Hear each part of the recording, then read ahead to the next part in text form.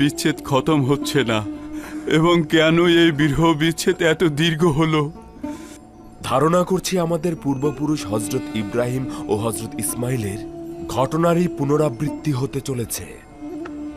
অনুমান করছি আব্বাজান হয়তো সবে মাত্র তার ইসমাইলদের কোরবানি করেছেন। আলী জনাব,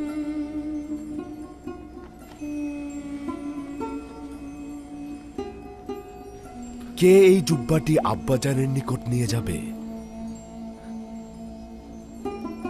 আমি।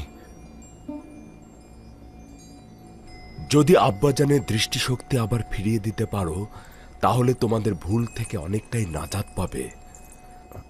তেমন হলে তো ভালোই হতো, কিন্তু তা কি কোনোদিন সম্ভব? খোদা তাআলার ইচ্ছায় অনেক অসম্ভব সম্ভব হয়ে যায়। ওঠো।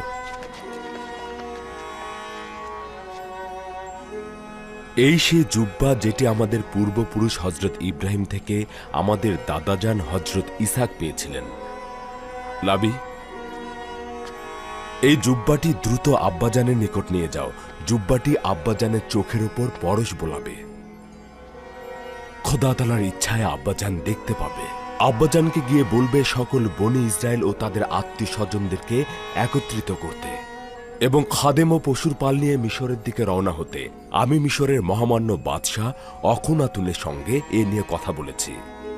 তোমাদেরকে মেনফিস শহরের কাছাকাছি কুশেন এলাকায় বসবাস করতে দেবার সিদ্ধান্ত গ্রহণ করেছি।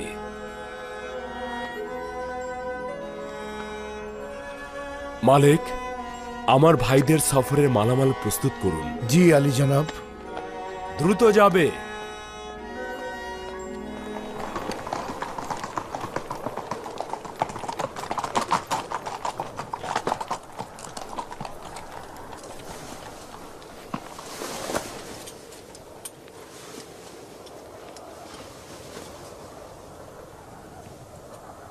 এই জুব্বাটি আমার আব্বাজানের চোখ ভালো করে দেবে। দ্রুত রওনা হও, খুব তাড়াতাড়ি এটা ইয়াকুব নবীর কাছে পৌঁছাতে হবে।